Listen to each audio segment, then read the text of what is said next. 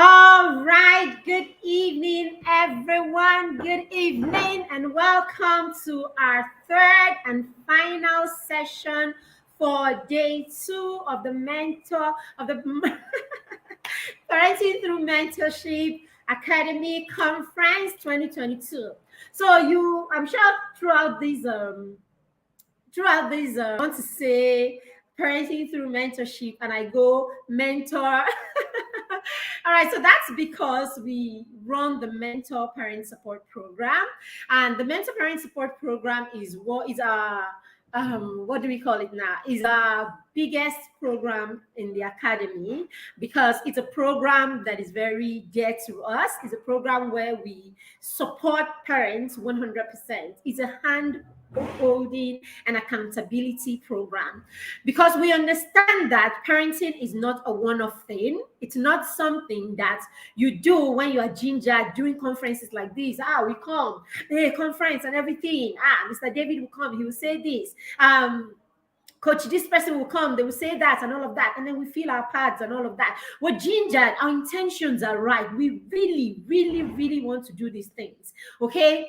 But you realize that with parenting, as with a lot of other endeavors, the moment that time that the ginger is high, the moment that phase goes off, if you don't have self-motivation or you don't have a motivation, whether it's self-motivation or something that is motivational, that is strong enough, right, to compel you to follow through, right? Or you don't have accountability, you're someone who is there to hold your hand through the process, then it becomes just a wish, just an intention, okay, that is strong, really strong. However, you're not able to put your hands on the plow.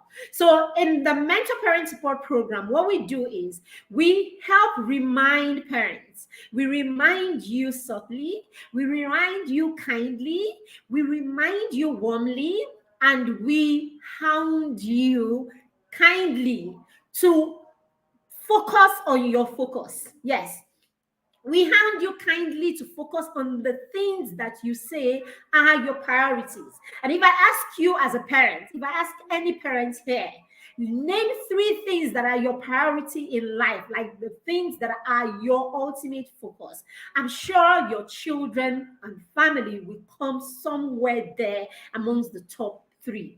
Now, if this happens to be one of your top 3s, how come you don't have even 10 minutes, 20, 30 minutes, or an hour to give to what is your priority?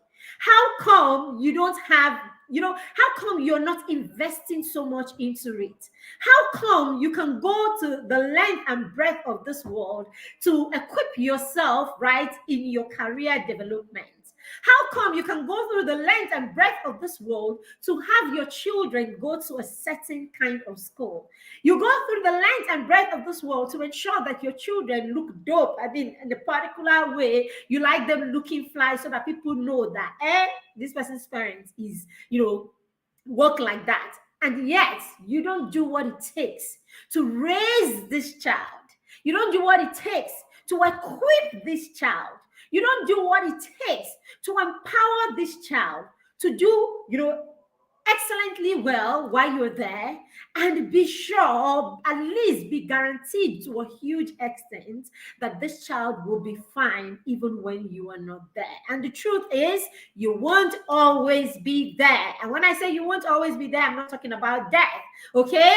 It doesn't have to be death. The child will leave your home at some point, and even if it is death, go die. We will all die at some point. I mean, I was praying here the other day and I was listening to a preacher, and one of the prayer points was that I will not know where my child's grave is. I won't know where my child is buried. So it simply means that the plan is that you will die before your children. So at some point, these children will have to navigate without you. Now, if you're not doing everything in your power to ensure that you are equipping them for such a time in their lives, then you are doing them a disservice. And that's what we do at the Mentor Parent Support Program. We hound you, we encourage you, we support you, we motivate you, we inspire you to be on that journey every day, because it is the tiny little blocks, the blocks that we mount every day, that will eventually become that solid structure that we are looking for. Okay, so I will be sharing a testimonial from the parents at some point, but for now, we're going to introduce our guest, right? Just like the other two sessions, we're not going to read their profiles today, and that's because we had some issues with YouTube yesterday. Okay, all of the videos, all of the sessions that we had yesterday were actually restricted on YouTube because something went wrong. Now we're not very sure what that thing is that went wrong. So we're doing a sort of test run today, taking out some of the things that we had on the videos yesterday to be sure of what it is, because all YouTube told us was policy. It was a matter of policy, and we cannot even appeal, right? So we don't know more than that. Maybe after the session, we will push a little to know what it is. So that's why we're not reading the profile of our next guest. Okay, but please go to Facebook. Their profiles are right there on Facebook. Please go and see the amazing, amazing people that we have brought to you today. All right, so I'm going to be bringing my guests right on stage right now. Okay, so our guest today is no other than Mr. David. I say Mr. David is the I said in my posts, right? I said in my post earlier on that, or is it yesterday, that he's that person that's going to help you save your child. And I wasn't joking. He's that person that will help you save your child today in the 21st century. If you think I'm lying, wait until David starts with you. All right, so I'm bringing him on screen right away. Hello, David. Where is he?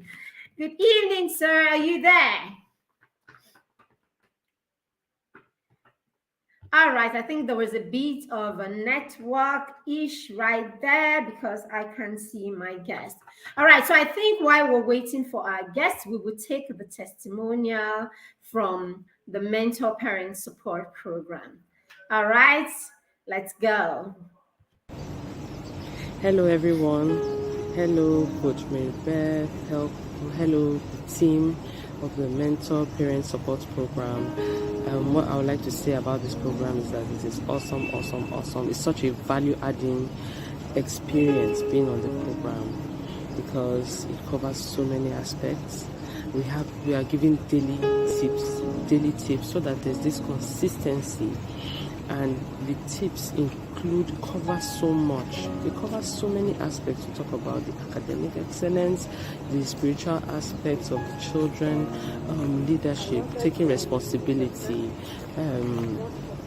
leadership skills. All these things are encompassed into step-by-step guides. We are giving ideas, daily on how to do these things so that these skills gain roots in the children. And apart from the children, even being a parent, like I'm a 9 to 5, I have a 9 to 5 job. So what this program does for me is it helps me structure my life, or structure my parenting in such a way that I can still do my job. I can still do the other things that I need to do, while these children are not lacking in any area. The program is wonderful. Thank you to the team.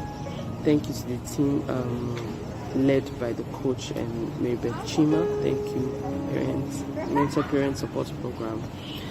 I mean, I can't quantify the value that this has added to me. It has made me, apart from the fact that these children are covered and they have these skills growing in them, it's also helped me structure my time so that I'm not overwhelmed, so that consistently I remember to do these things. Even when we get overwhelmed, the coach is always there, encouraging us, pushing us, helping us. This program is a blessing, and I would encourage every parent to be part of this program. Moms, dads, caregivers. This is a wonderful this is a wonderful program that will definitely add value. I mean, like I always say, Coach Mary Beth and the team, you are changing the world one parent at a time. God bless you. Thank you so much. Thank you. God bless you.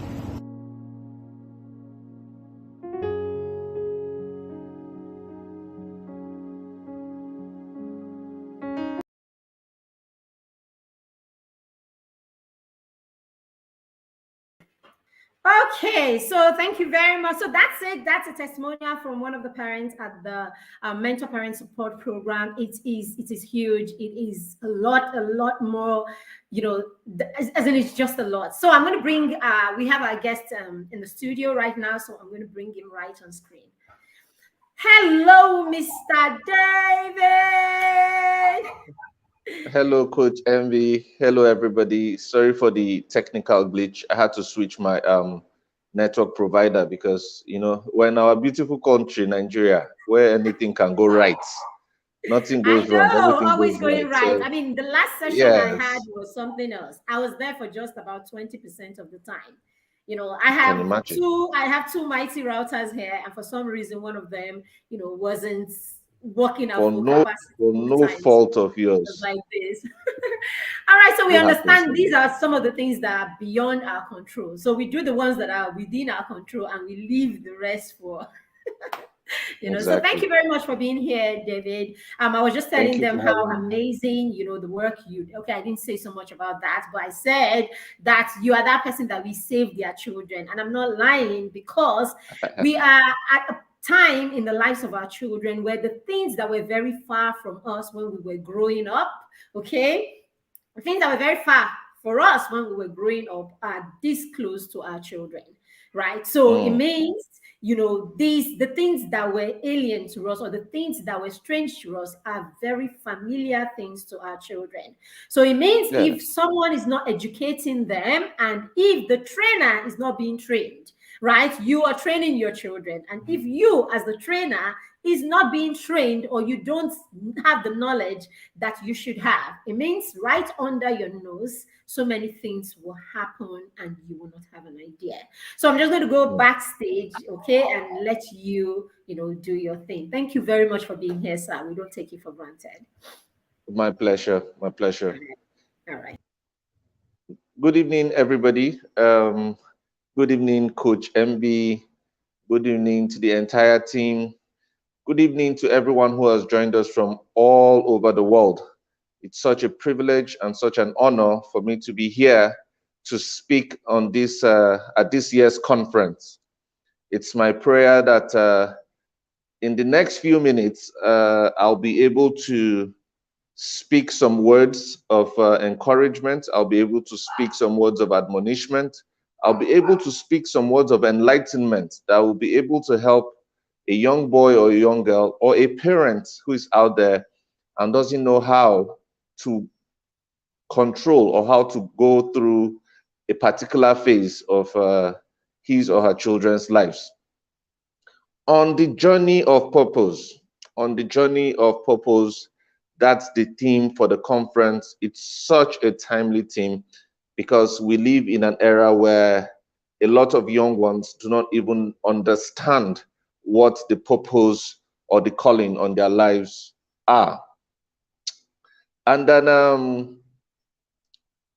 a question everyone must ask his or herself is, what am I doing here on earth?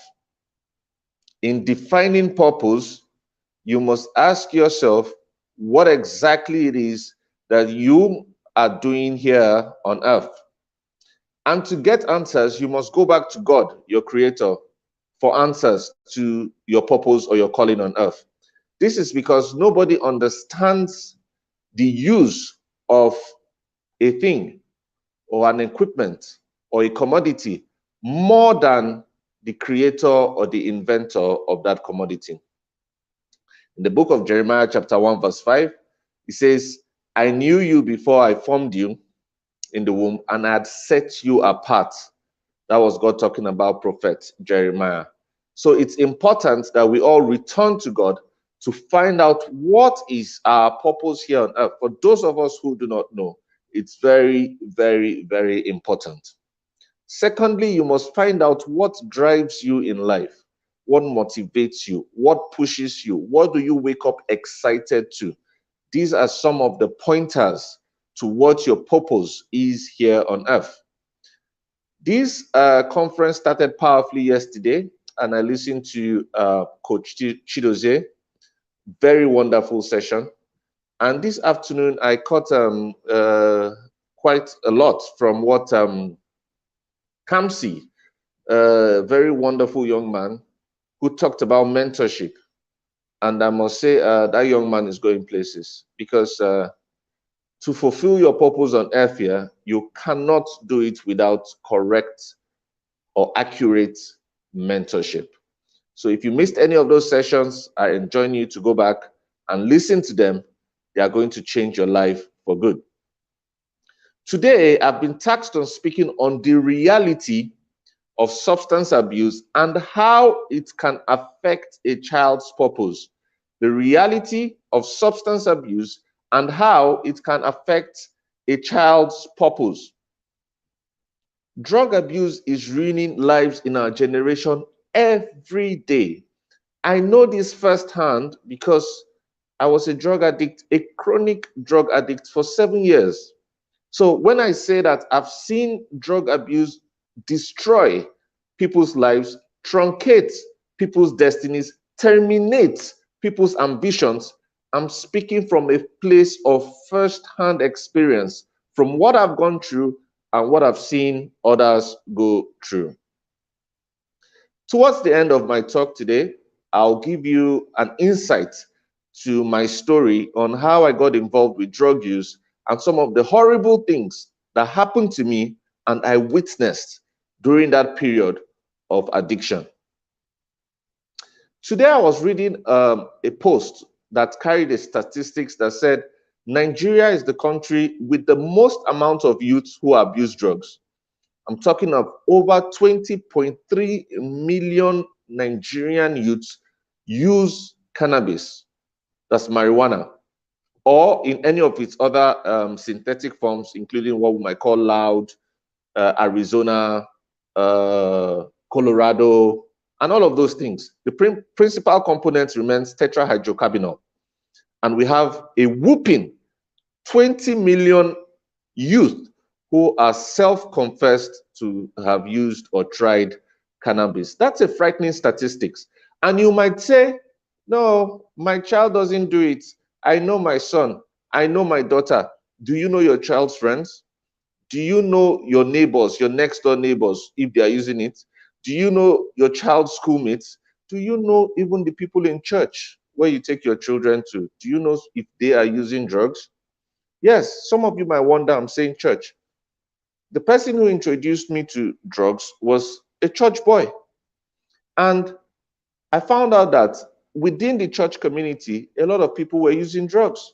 So it's not safe to say that because you have brought up your child in the church, he or she is always in the church, then you've shielded that child from drug use. That's not a safe assumption.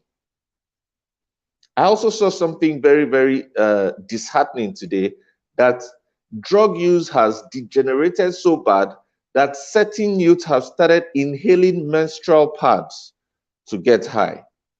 Certain youth have started inhaling menstrual pads. In time past, we've seen youth in our country inhale gutters, pit latrines, fuel, Evostick. So I'm talking about things that are easily accessible. I've not even gotten to the part of talking about class A narcotics like cocaine or heroin, which also is very accessible, unfortunately. So we'll talk more about drug use and its availability, its causes, its strengths, and its repercussions towards the end of my talk.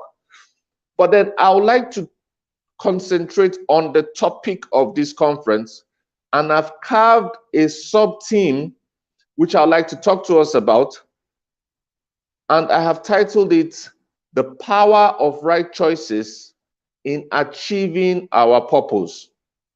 The power of right choices in achieving our life's purpose. The book of Deuteronomy chapter 30 verse 19 says, I have set before thee life and death, blessings and curses.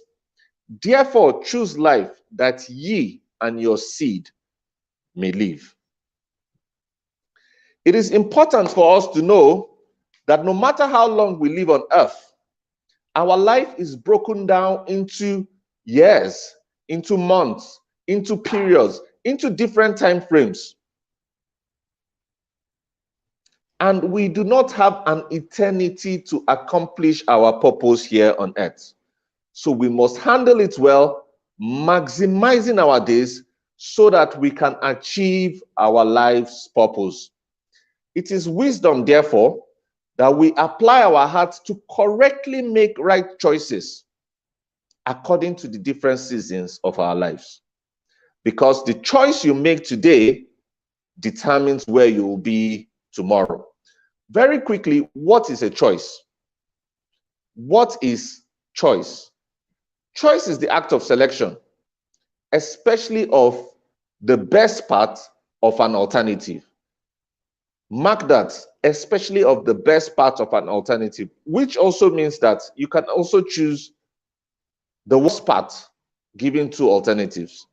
That's why the Bible says, I've said before you life and death, but the Bible was encouraging us to choose life so that we might live. Choice is also defined as power and privilege of free selection, careful selection without compulsion, and after due consideration, it's also preference for the best alternative. The fact that choice is the act of choosing indicates that there are alternative options. Now, as human beings, we must realize that everything we do, down to the most minute details of what you wear, of what you eat, of where you choose to spend your time or how you choose to spend it, are all choices we are allowed to make. And at certain ages, once you grow from the stage of infant and young children, you begin to choose what you want. My dear brother Kamsi today was wearing a Manchester United jersey, and I'm very happy because I'm a Manchester United fan. Now, I'm very sure he made a choice to choose to wear that jersey today, probably because he supports that club. So at his very, very young age of 12, he already has a choice on what he wants to wear. He probably has a choice on what sports team he wants to support. Why do we make choices? Why do we make choices? First of all, we make choices because your choices bring about change. Now, change is not accidental, neither is success. It does not come on its own. So you probably want something out of life. The onus is on you to make choices that will help you to attain those things that you want out of life. So you can use the power of choice to effect the changes that you desire, which in turn change the things and the situations around you. And finally, that will create the life that you want. It's my prayer that at the end of this conference, on our journey to fulfilling purpose, each and every one of us will make right choices. Number two, why do we make choices?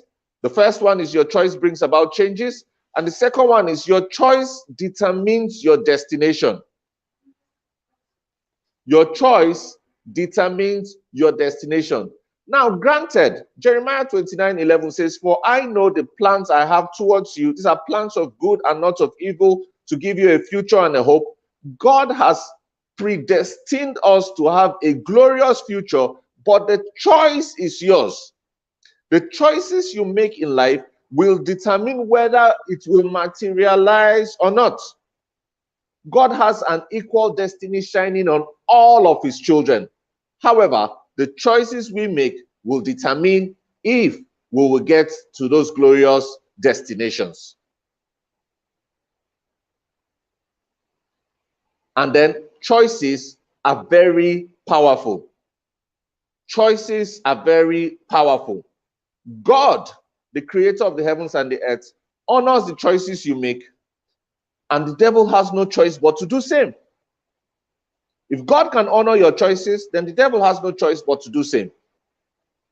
Please understand that the choices you make have the power to either positively or negatively affect you and your generations. That's how powerful choices are. For lack of time, I can't go into several examples I've jotted down, but we can see even in the Bible, many people who made wrong choices that affected their generations to the fourth and to the fifth generations. Some of our parents have made choices that are affecting us today. Some of us have already made choices that will affect our children. However, like I said, choices can bring about change.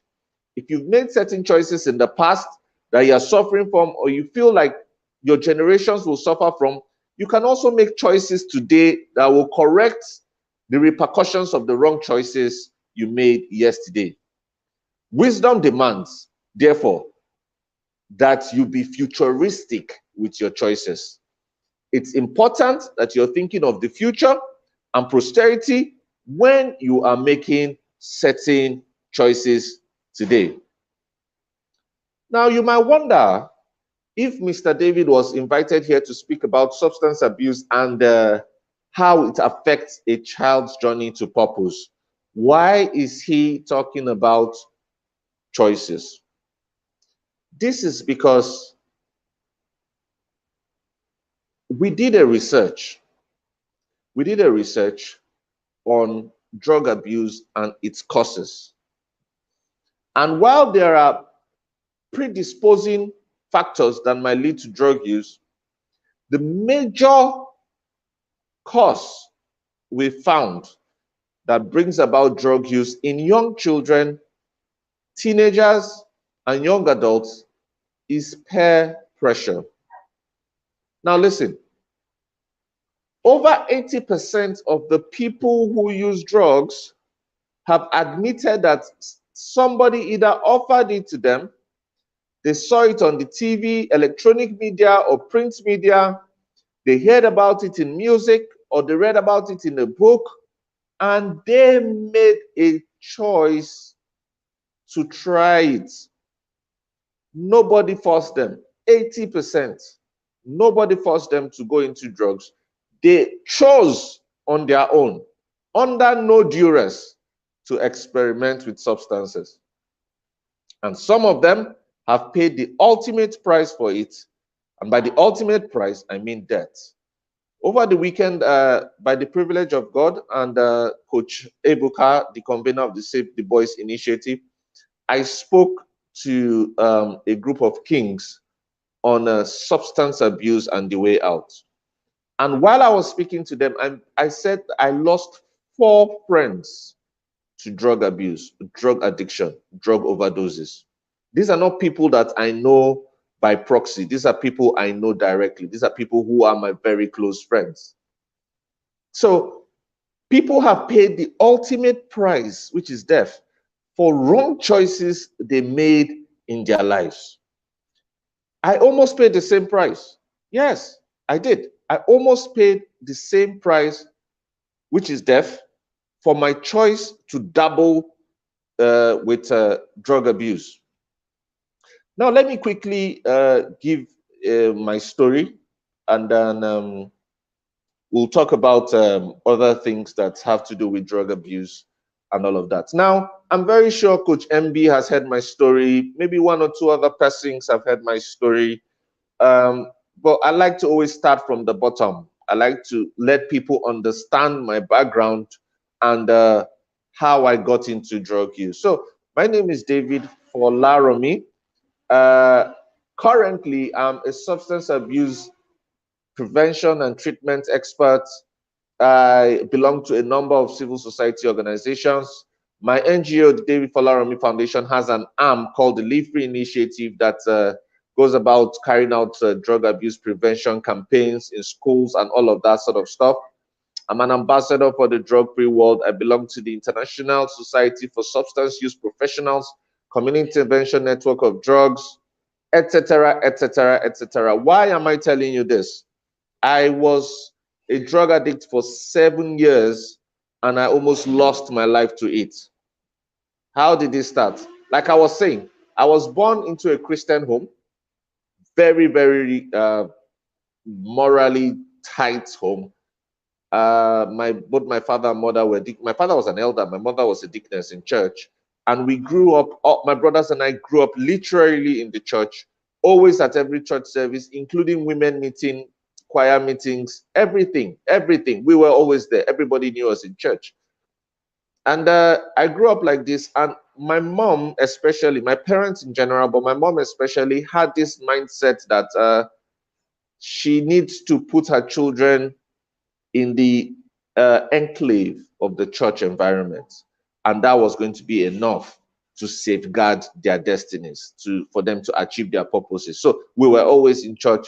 My primary school was church. My nursery was a church nursery school. Primary was a church primary school. Secondary was a church secondary school. So much so that I was always preaching. By age 7, I was preaching. I could preach from the Bible. And then I ended up in Covenant University for my first degree. Now, as I always tell people, ironically, this trying to shield us from the world by putting us in religious or church institutions backfired, because the first experience or the first exposure I had to hard drugs was during my time in Covenant University. So like I've told in my story many times, there was where the current library, for those of us that know Covenant University, the Center for Learning Resources is, it was an uncompleted building when I was in 200 level. The building had just started. I was in the second set in Covenant University. So one day, one of my friends just said, David, just walk me to the library. I want to pick something. So obviously I was wondering, why would anybody in his or her right senses want to walk to an uncompleted library? An uncompleted building. But at my age there, I was adventurous. I wanted to know whatever it was he wanted to get from the library. So we went to this uncompleted building. As soon as we went past the barricade that served as a gate, I could smell something that wasn't right. It didn't seem like cigarette to me, which I of course had smelled in my time in the north. But I just knew it was something. So it became stronger as we entered the building. And then when we eventually got in, I saw a couple of our students smoking what I later got to find out was cannabis, marijuana. And then a friend said, no, David, just try it. It will make you read more. It will make you assimilate more. And at that time, I was having problem with my studies because I just wasn't coping at that time. And somebody said, try cannabis. But I said no. I just knew it was wrong. I just knew it was bad for me. I just knew I shouldn't do it. So I was able to leave that evening without trying it. And I never spoke to anybody about it.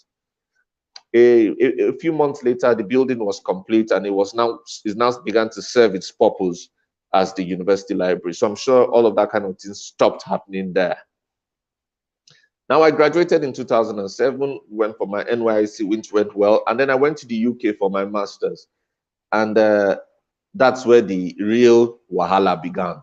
So I was living with 2 Europeans, one from Spain, one from Italy. We were very close, really close. And then these people were always doing drugs, ketamine, mushrooms, MDMA, cocaine.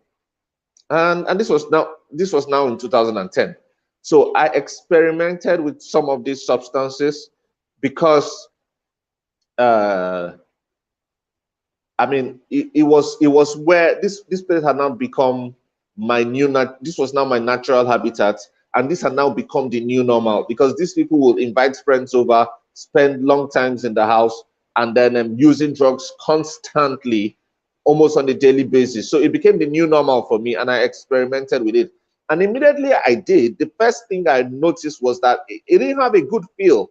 I felt different. I knew something was wrong. I had made a choice to experiment with substances. I didn't like it. I now had a second choice to make, not to continue with the experiment I made. Now we see the relationship between the power of choices in attaining our purpose in life and substance abuse. It boils down to a choice. Drug abuse boils down to a choice. Drug addiction in itself is a disease, a chronic relapsing brain disease, characterized by the compulsive need to use a substance or engage in a behavior irrespective of its consequences. That's a disease you have no control over. Drug abuse that leads to addiction is a choice you make. And so I had made that choice to experiment with it many years ago in the UK, and I could have stopped, I could have nipped it in the bud, but I sort of, well, I sort of enjoyed it, and I just wanted to keep on doing it occasionally. So in that period, I was something you call an occasional user. I came to Nigeria for a wedding a while later, and my friend, now this friend is somebody who also grew up in the church, had very strict parents. His mother was a deaconess. He also went to Covenant University. He had no known moral deficiency.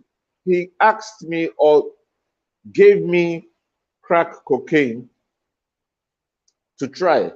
He said, I was in a bad place in my relationship. My girlfriend at the time was moving on. I had other certain issues or things I thought were issues. And he said, look, just try crack cocaine. It's going to make you feel better. Again, I was faced with a choice of life and death. And like the Bible says in the book of Deuteronomy, God was begging me to choose life, but I chose death. The moment I took that crack cocaine from him, I took the pipe, which is the drug paraphernalia used in smoking crack cocaine, and I lit it myself. Nobody forced me. That was a choice I made, a very poor choice that nearly cost me my life. Because the moment I started using crack cocaine, that opened the door to 7 years of chronic addiction to that substance. Now, this happened in August of that year. By December, that's about 5 months later, I'd spent over 3 million naira on drugs and other drug-related activities. I still have the bank statement from that year till this day, if anybody wants to confirm. I didn't buy any shirts, I didn't buy any shoes, I didn't buy any gadgets. I spent it all on doing drugs and all of the activities that come with doing drugs. Now, I had begun to lose track of my life's calling the moment I started doing drugs. I had begun to lose track of my purpose. Drug addiction was beginning to truncate my destiny and my ultimate plan, and I didn't know it. Remember, the choice to use drugs was mine to make. The repercussion was addiction, which I had no control over. So much so that in the next year, because I just said I'd spent 3 million naira, I still had some hundreds of thousands here and there I could afford to spend on drugs, because crack cocaine is that tiny for a gram. And then as at the last check, when I went to Abuja last week, I visited the drug houses to share some love with some of them. And then I just saw, how much is it now? And it goes for almost 25,000 naira. At the time I was using, it was between 15 and 18,000 naira for a full gram. And then I needed to smoke about 3 grams a day to be quote unquote okay. So I needed to smoke about 45 to 60,000 naira every day. Now, that was addiction. In the next year, I started selling my property. You know, sold a car, sold the land I had, sold my gadgets, sold my phone, sold my laptops, started selling everything. Then I knew I had a problem, because when I came back from the UK, my mom rented an apartment for me in Gwarimpa, very beautiful apartment.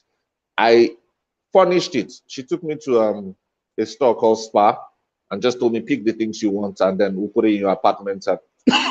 Excuse me.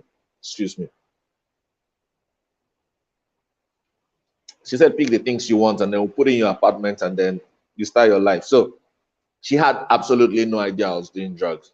So when I ran out of money, today I'll take off the plasma TV and exchange for drugs. I'll never collect it back, because any money I have, I wouldn't use it to pay for the TV. I'll use it to take more drugs. The next tomorrow, I'll remove the AC, and then I'll pay for drugs with it. And then the next day will be the gas cooker, and then the fridge. I remember very well the day I sold the mattress. So I now had nothing in the house. Okay, I had chandelier. I sold the chandelier. It got to a point I sold the curtains. So now the house was empty. So It occurred to me that my mom paid 2 years for the rent. So I called the landlord and said, look, I want my money back. I'd spent only 3 months. I'd sold everything in the house in 3 months. Excuse me. So I said, I want my money back. He said, he can't give me my money back. The best he'll do is he'll give me the money for the second year, but the first year rent is gone. And if I'm leaving, I had to leave. And he'll give me the money for the second year, but I had to leave his house. So I threw away 9 months. And he gave me the money for the second year, which was 750,000 naira. And as soon as he gave me that money, I went straight to the bunk. That's when I got to know the bunks. The bunks are these drug houses where people live. They live there. They take their drugs there. They sleep and wake up there, and they're very horrible looking places, very terrible places.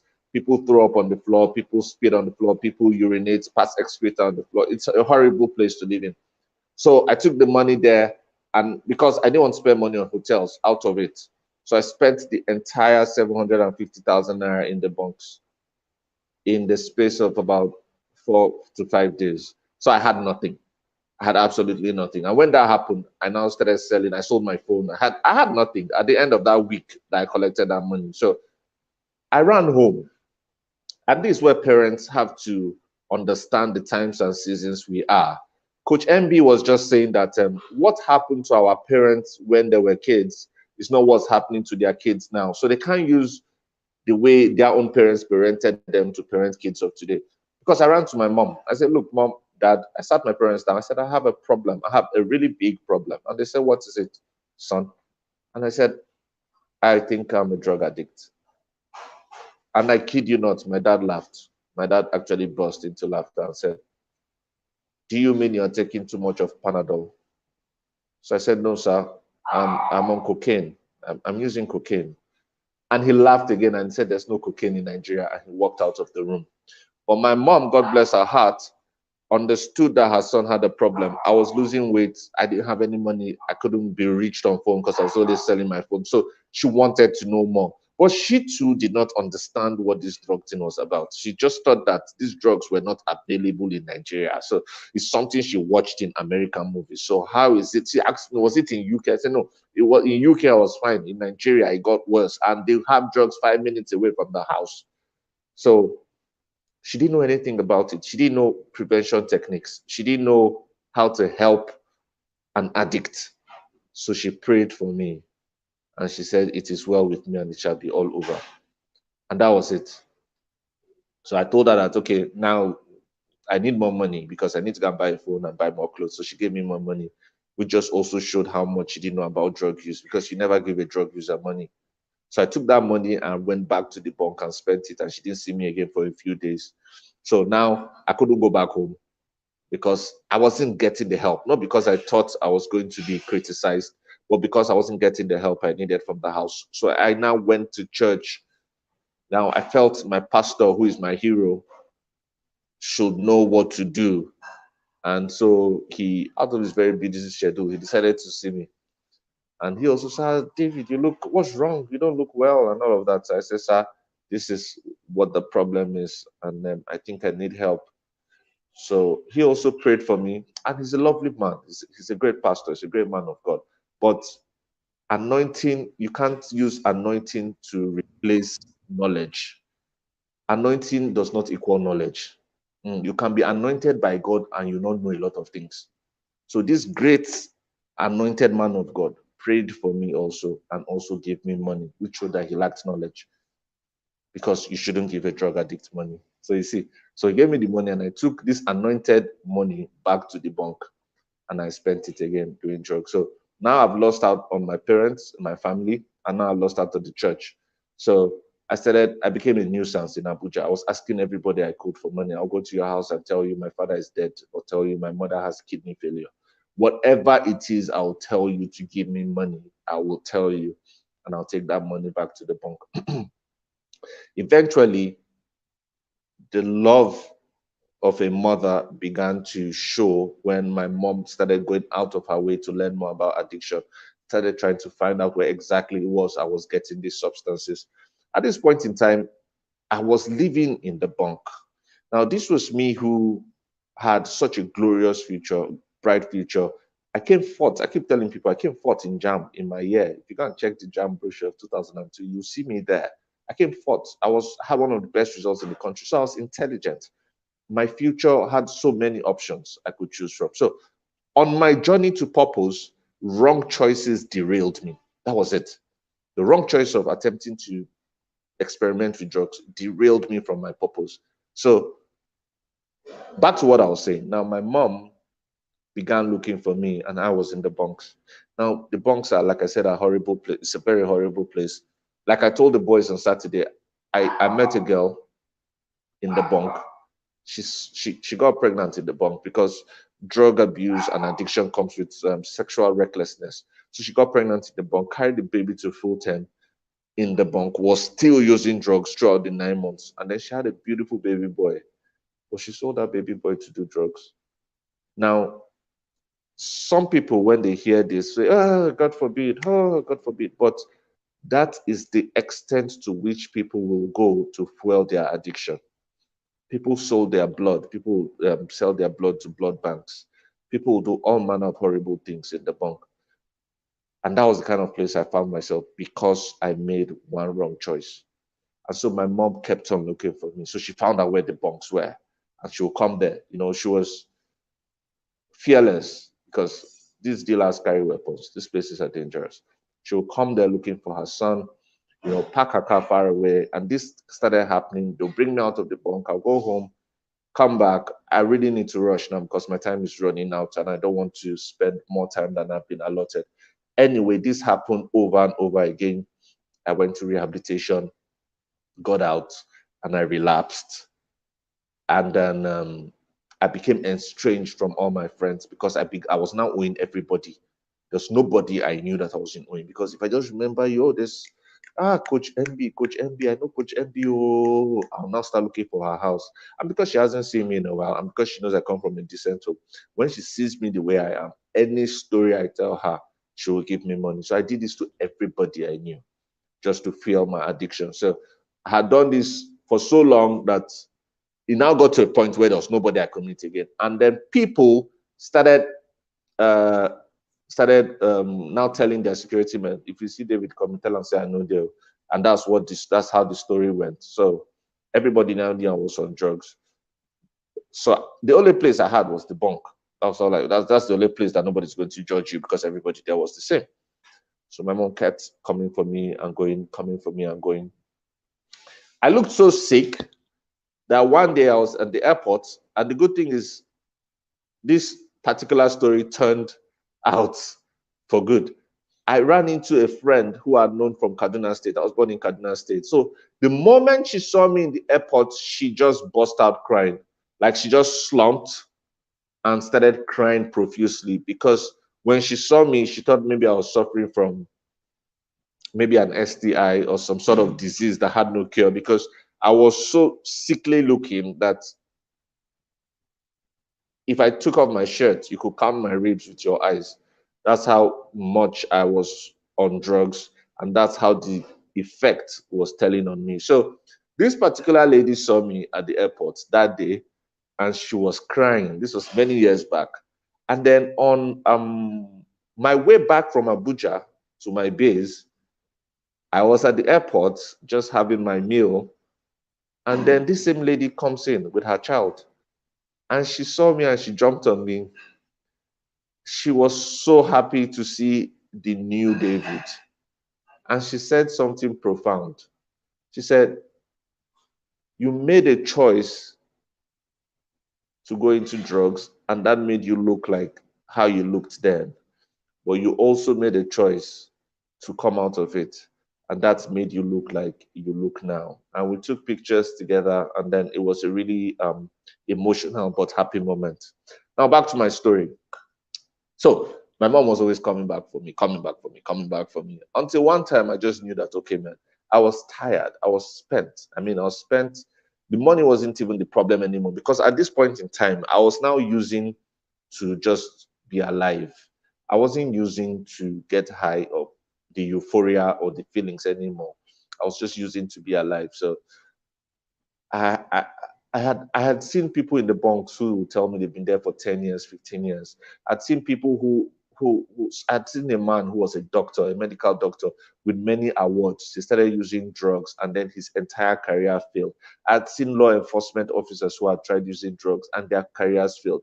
I'd seen musicians. I had used drugs with musicians. I'd used drugs with so many sort of people who their choices to use drugs had derailed or truncated or broken down into pieces their destinies and distorted them from achieving their purposes. So one day I just felt I couldn't do this anymore. And I just thought that I was going to end it all because I felt if I took my life, if I committed suicide, then I wouldn't have to fight this battle of drug addiction anymore. And so one day my mom came to the bunk again. This was like for the upteenth time because she will always come back there. People will warn her, don't go there, those places are dangerous, but she will always come back. And that was what she could do for me as a parent. She had paid for rehabilitation, it didn't work. She had taken me to all the men of God she could think of, it didn't work. But she was always there to come back for me because she just knew that that wasn't the life I was supposed to be living. I had made a wrong choice that put me in this mess. But for every time that I fall back down, she was there to pull me back out of the pit. So I also couldn't stand the pain I was causing her.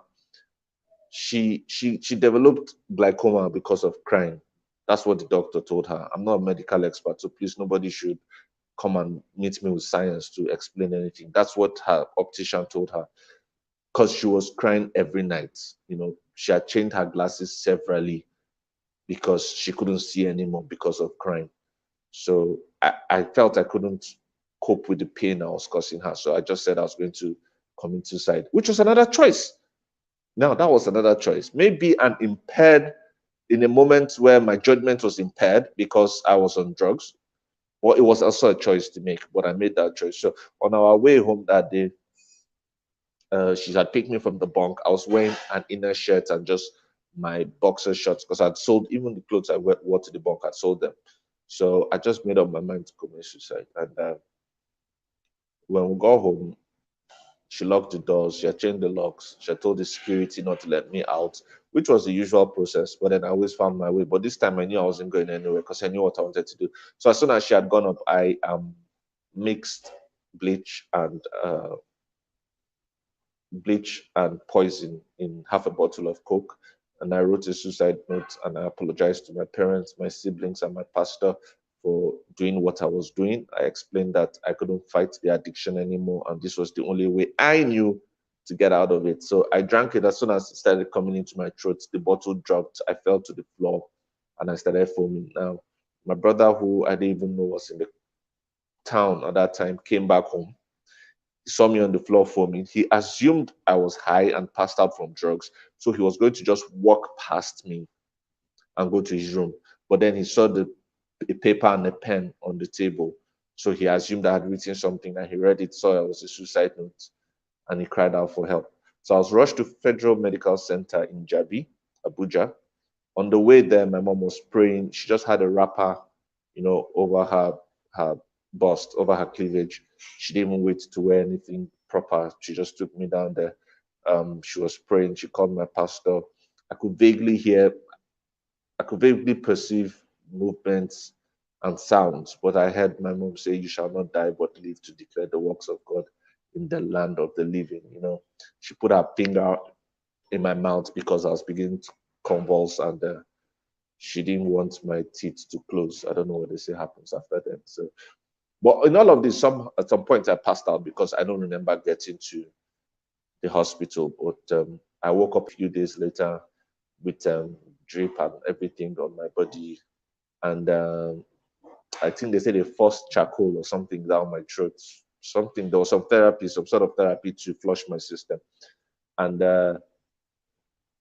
my mom was by my side. She was lying down on the floor. She was crying to God and asking God to take her life if that will restore life. And for the first time, I actually genuinely cried out to God for help. I asked God to help me. I told God I couldn't do it on my own. And I made a choice to rewrite the wrong choice I made. And I asked God that if He will do it for me, I'll dedicate the rest of my life to ensuring that as much as I can, people don't make the same mistakes I made. So I sort of slept back off. A lot of people ask me, did I see white lights? Did I see darkness? I didn't see anything. I think I was just sleeping. I don't think I died or anything sort of thing like that. I think I just passed out from overdose of the drugs I had used and the poison I tried to ingest. So, but in this moment of calmness, I had in my spirit a verse of scripture that, even though I know I'd read the Bible back to back as a young boy growing up, I don't remember that scripture, but it said, my spirit will I put upon you, a new heart I'll give to you. I'll remove away the heart of stone and put in you the heart of flesh. And I woke up. The psychiatrist was there to talk to me, and I asked her for her phone. And I put that in Google, and I saw a scripture from Ezekiel, and I knew that God was speaking to me and God had saved me. So I said I wanted to go home, and everybody was scared because I had threatened that I was going to kill myself again. But then I knew that now was the time to make another choice to live the life God had ordained me to live. I had been given a second chance, which 4 of my friends who died from drug use never got. I'd been given a second chance, which hundreds of thousands of people who are still using drugs, some of which are still in the bunks, did not get. I've been given a second chance, which those who ended up in prison didn't get. So I was faced with a choice again now that I was healed, and I knew I was healed, to either live a sober life and help others or go back to using drugs. And so I told them I wanted to go home. Now, this was me prior to that incident of attempted suicide. I used to smoke about 30 sticks of cigarettes a day. I used to use maybe 2 grams of crack cocaine and half a gram of heroin or 1 gram of heroin just to be normal. And this was costing me about maybe 40, 50,000 on a daily basis. Now I'd gone home and I was fine. I didn't need to smoke cigarettes. I didn't need to drink. I didn't need to use drugs. So I made a choice to create a life around me that will keep me sober, so I'll be able to help others. And that is my story. That is the testimony of how I was saved from years of addiction, and I never looked back. I give God all the glory because I know that His faithfulness has helped me thus far. So yes, that's my story, and then I'm very sure that from what I've said, we all can understand that substance use can derail a child's journey to purpose. It will delay you, and it might actually deny you, because some people never come out of it. There's a popular advert from one of the telecommunications networks that says drug abuse is a one chance bust. Some people never get out of it. If you've not been in it, I beg you, if you have not taken anything, I mean, I have notes, Coach MB, I have notes here, but I can't go on because of our time. If you've not been in it, if this is the only takeout you have from Coach MB and Brother David, I'm not a coach. Or see, Coach MB is my coach. Coach Wendy is my coach. And Tietima is my coach. Coach Chidozie is my coach. Coach Ebuka, those are my coaches. I'm only a bro. So if the only thing you take out from what Coach MB and Brother David has said today is do not do drugs, please do not try it. However, and this is a very, very serious however, if you have started it, I don't want you to think that all hope is lost. Please reach out for help. Talk to me. Talk to Coach MB. She'll reach out to me. Many people have been sent to me, and then we've been able to get them the help that they need. And they've put their lives back on track, and they are back on the journey of purpose. So with this little presentation of mine, I hope we've learned one or two things. And I want to thank Coach MB again for giving me the opportunity to share my story, which I love to do. And whenever you call on me in the future again, I'll be here. Thank you very, very much.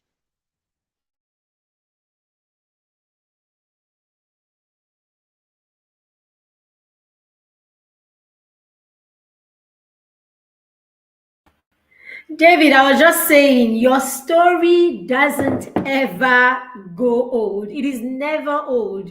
I know I've heard it a couple of times. This is probably the third time or fourth time I'm hearing your story. But every time I hear the story, I'm like, no, I didn't hear that part the last time. I didn't hear that part the last time, So it doesn't ever, I don't think I've even heard this suicide part. Maybe I don't know whether I wasn't paying attention in the past and all of that. It's so, I mean, it's such a complete story. And, just the way you said, not everyone gets a complete story. I mean, you went through all that, you took the turn and then you came back, to the very beginning, or how it was supposed to be, as in the privilege of God, the grace of God. But then again, we keep saying, how are you sure that your child would have this full cycle, kind of experience?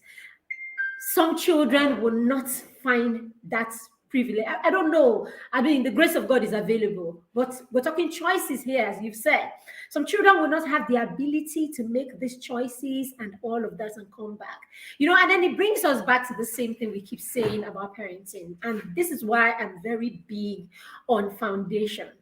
I'm very, very big on foundation, right? And when I have parents who are toddler parents in my program, the mentor parent program, I tell them in the program that I have a soft spot for toddler parents, because it means that, as a parent, you still have this very young child, and the rest of their lives, right, is right in front of you and in front of them.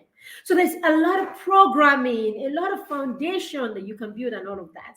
So yes, our parents didn't, educate us along various lines, is what, I was talking, and when was that? Okay, at the beginning of the conference, I spoke. Is David gone? So at the beginning of the conference, I spoke about educating children along 8 lines. That's what we do, and that's what we do with the parents in the mentor parent program. It's not just academic and spiritual, especially in this part of the world. What we do is we do academic training, we do spiritual training, and we do some bit of home management. Not so much of even self-management.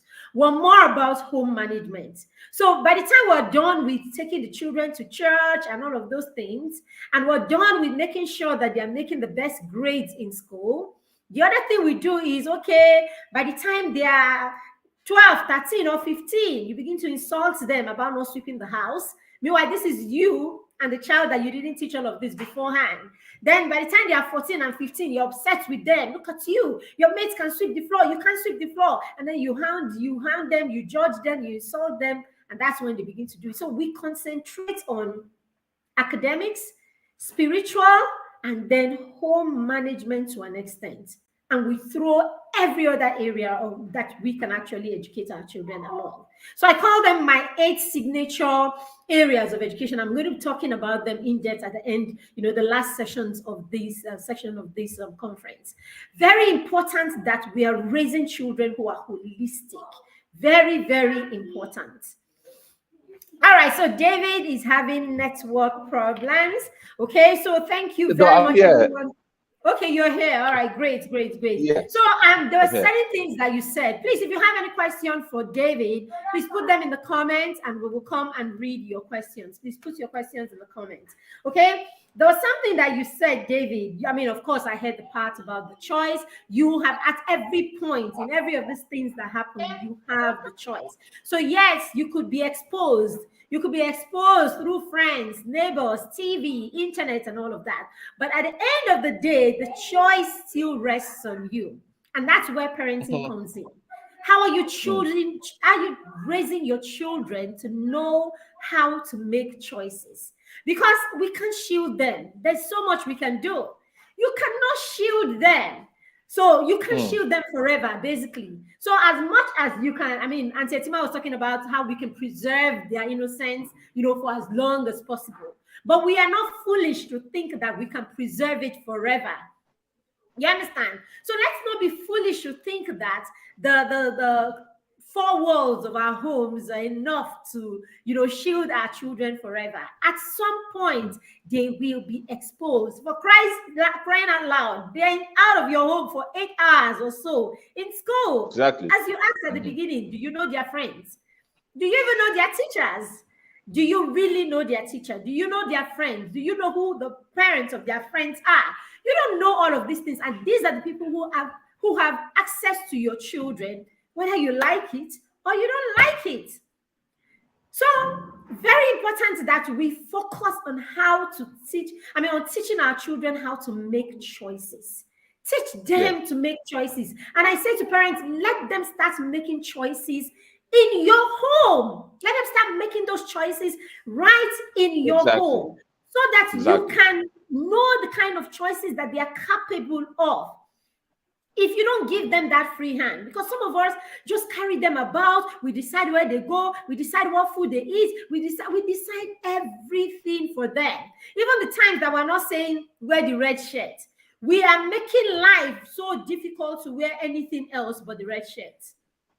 We make life so difficult. They pick another shirt and you insult them from the beginning. As they get into the car, you insult them from the car till they get to that place. Just because you can't deal, you are saying, "Oh, I'm giving you autonomy," yet you cannot accept the autonomy. So when they do it, you now judge them. So they make these friends, you've not taught them how to make choices. They make these friends, and you spend all your time criticizing the friends. And I say to parents, at some point, your child will understand loyalty, and he will be loyal to his friends. Loyalty is a part of friendship. So he will be loyal to his friends. At that point, he will lie. He will lie to you about what the friend does, just because he's heard enough of your criticism. Just enough, because he's had enough of you criticizing this child every time. He's his friend. He's his friend. You understand? So it's a power of choice. It's the power. As parents, we need to make choices right here today. Are you going to make the choice, as David has said, for every part of our life? It's not just those who are into substance abuse. As a parent, are you making the choice? I said to the parents in my mentor parent support program this year, I told them this term, the first thing I asked them to do is, I need you to go and write a commitment note and share me. Write your commitment note. Say in that commitment note, I, Mary Beth, I intend to position myself as a person that my children can learn from.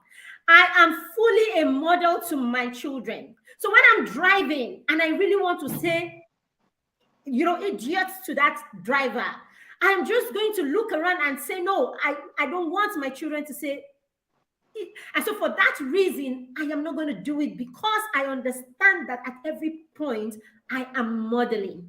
So you realize when you become that conscious, you become a better person. You become a better person. Even I was saying to someone that I work with, that has, I've had some glitches around, during this program. And I was saying to someone that I said to him, something, I choose not to get angry. I actually choose not to get angry, because I will not give you that power. I'm not giving anybody the power to get me so angry to the point that I forget what I am supposed to be doing. I am a mannequin. He said, I'm a model, I'm a mannequin. I am practically a robot that moves, and the children will move that way or something like that. So at every point, I need to put myself in that position where I understand that I am modeling. So I told them, write. Then at the end, I want you to write, I commit to spending 10 minutes. I want to put you, if it's 10 minutes, you have put 10 minutes. 15 minutes, 20 minutes, 30 minutes, 1 hour with my children every day. Don't end that commitment note without putting "so help me God." Let it be that you have brought this.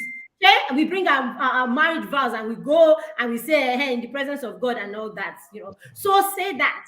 And then I told them, put it in a strategic point, so that when you come in and you are tired from work, and they come out and say, you guys, go, I'm tired. You can see, can look at you and remind you that, hey, you are failing on a commitment. And I said to them, it doesn't have to be 30 minutes. If it's 10, put 10 there and show up for those 10 minutes. Show up for those 10 minutes, because these are the 10 minutes that will probably change the life of your children, forever. Thank you so, so much, David. I'm looking to Thank see you if there for are having me. questions. Hmm. Thank you for having me.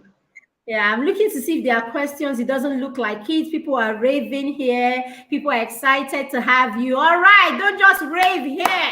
Please take a screenshot and post it on your social media profile and on your pages, on YouTube, on Facebook, on Instagram. Post it everywhere.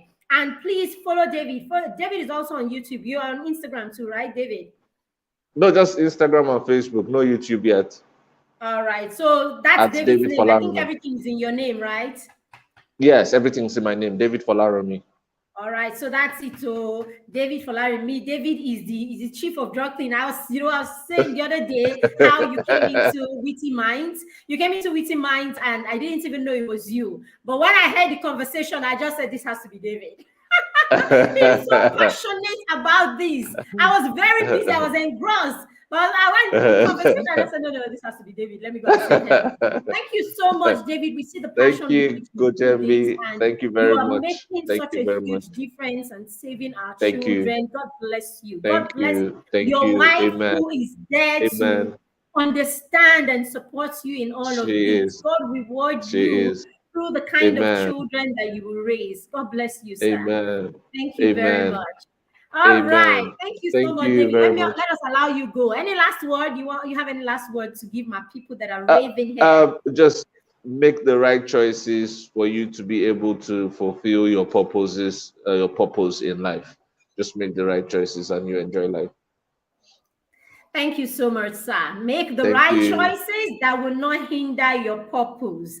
Make those choices so that your children are learning the right thing and it will not hinder their purposes too. Thank you very much, David. Thank you, everyone, for being here today. This is our third and final session today. Tomorrow, we resume here again at 3 p.m. WAT, West African time. We are going to have the house husband extraordinaire. He's the one that is going to open the session for tomorrow. Okay, Jones is going to be here. And this one you don't want to miss. Drag your husband here. Jones is a proud full-time home father. He calls himself that, and he's an author, a therapist, he's many things, a TEDx speaker, that home father that makes, you know how it is. He's at home, but he's doing amazing things. He writes stories about how he takes his kids to the bathroom and washes their bum and all of that. This man is full of knowledge and deep insights. There is a lot you will glean from being at this session tomorrow. Tomorrow, we also have who I call the LES guru. I call her the foundation stage guru. Okay, she is a curriculum coordinator, an international curriculum coordinator. She will be telling you about what you can do to help your toddlers, soak themselves to start how to raise them to be lifelong learners, children who enjoy learning. And when the foundation is right, the rest will fall in place. We're going to have that person also. And if you think your child is challenged in any way, if you're struggling to understand if your child is challenged, we're also going to have Dr. Omolola tomorrow, and she's going to be talking to us about how to support our children who have, disabilities or challenges. Basically, I like to use challenges, okay, who have learning challenges and all of that. So yes, tomorrow is another day that you don't want to miss. So we'll see you tomorrow. Thank you for being here. Thank you for allowing us be a part of your journey. Thank you for supporting us, and thank you for supporting this vision. All right, so we'll see you tomorrow. Bye. Bye bye. Bye bye. All right, that's it. Sorry. Thank you.